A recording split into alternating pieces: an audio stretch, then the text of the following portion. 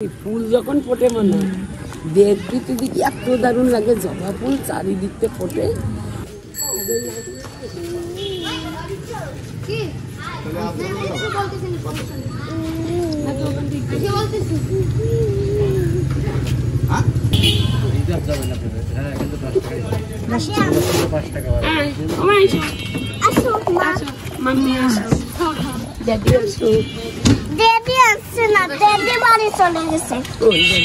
ওরা বসাও না, ওখানে যা, এখানে তো যা তুই বল। ওইখানে তো এটা ভালো, এটা ভালো ভালো সিট, এইটা ভালো সিট, দেখো তুমি কি সুন্দর দেখা যাচ্ছে তোমাদের।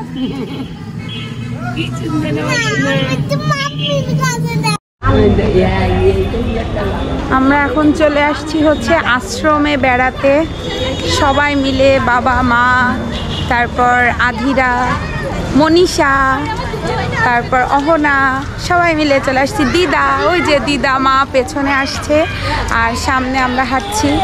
তো আশ্রম এবার আসার পরে এখনও দেখা হয়নি, আসা হয়নি, আর আশ্রমটা খুবই সুন্দর করেছে, তো সেটা একটু দেখাই আপনাদের সাথে। আর আমাদের আসতে একটু দেরি হয়ে গিয়েছে, আমরা ডেইলি আসবো আসবো চিন্তা করি আর দেরি হয়ে যায়, তো আজকে চিন্তা করলাম দেরি হয়ে যায়, রাত হয় হোক, তো এই তো চলে আসলাম। সামনে হাট, দৌড়াদৌড়ি কর, তোরা তো দৌড়াদৌড়ি কর, দৌড়াই যা, যাও দৌড়া। মাম্মি তুমি আর বেবি মাসি একটু দৌড় দাও। এইদিকে এইদিকে এদিকে সুন্দর ফুল গাছ লাগিয়ে দিয়েছে, এই দিকগুলো এতটা সুন্দর ছিল না।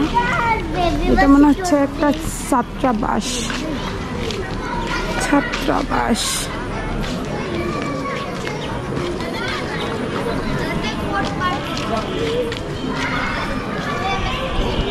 খুবই সুন্দর আশ্রমের ভিতরে।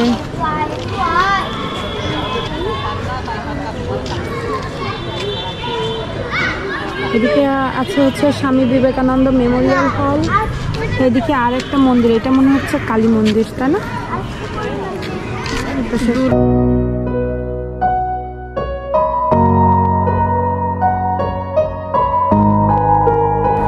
আমাদের টাইমিংটা একটু খারাপ হয়ে গিয়েছে, আর আধা ঘন্টা আগে বের হলে খুবই ভালো হতো, কিন্তু গোছাতে গোছাতে দেরি হয়ে গেল।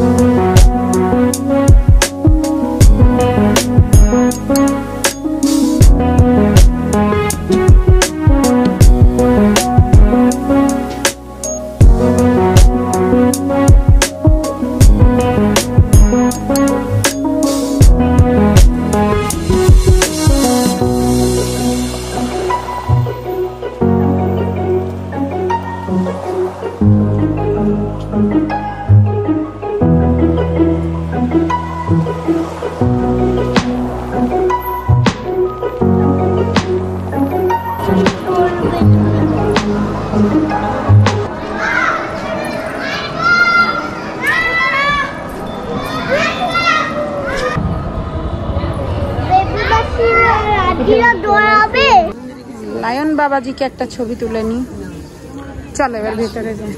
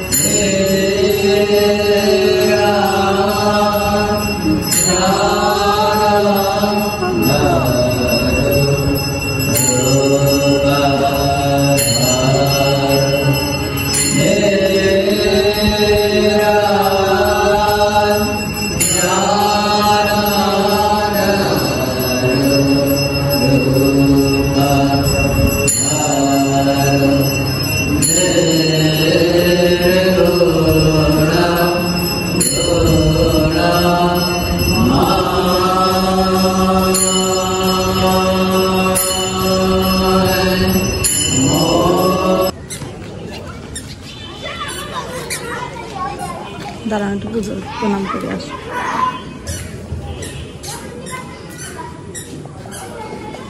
এখানে আছে হচ্ছে একটা শিব মন্দির, আর এটা মনে হয় কালী মন্দির, বাট বন্ধ কালী মন্দির এখন।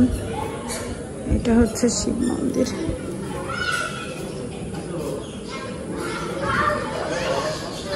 আমি সবাইকে হারিয়ে ফেলছিলাম, তো মা আর ওদের দুইজনকে নিয়ে গেছে দোকানে কিছু খাবার কিনতে। এইখানে আসছে, সেখানে এসেও খাবার কিনতে যাওয়া, আর মা এদের সব আবদারও এইগুলো পূরণ করতেছে, ফালতু আবদার। আর দিদারে এখানে রেখে গেছি, দিদা একা একা বসে আছে, বাবা ওইদিকে আছে কীর্তনের ওইদিকে। তো আমরা পূজার প্রসাদ খাওয়ার জন্য দাঁড়িয়ে আছি। পূজার প্রসাদ খাওয়া হবে, তারপরে যাবো। এটা দেখা 30 ওই ডিজাইনের জন্য দাম।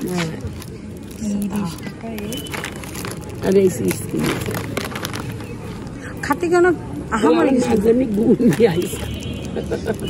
সবাই কি খাচ্ছে গুল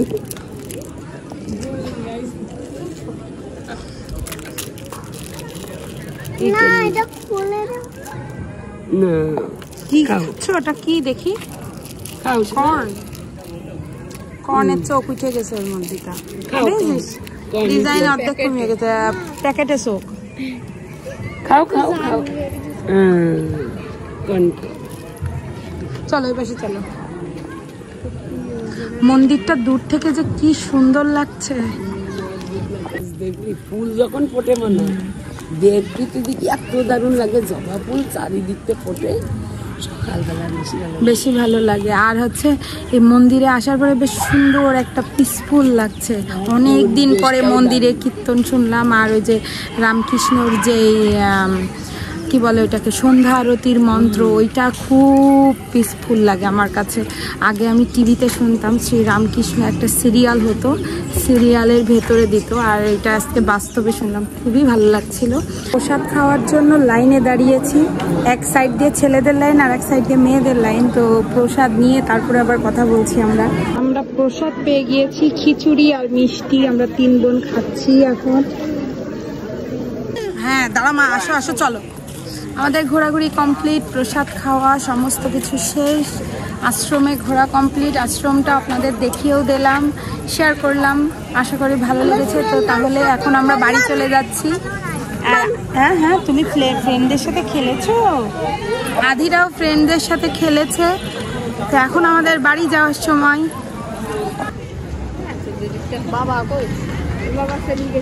বাবা সামনে গেছে না?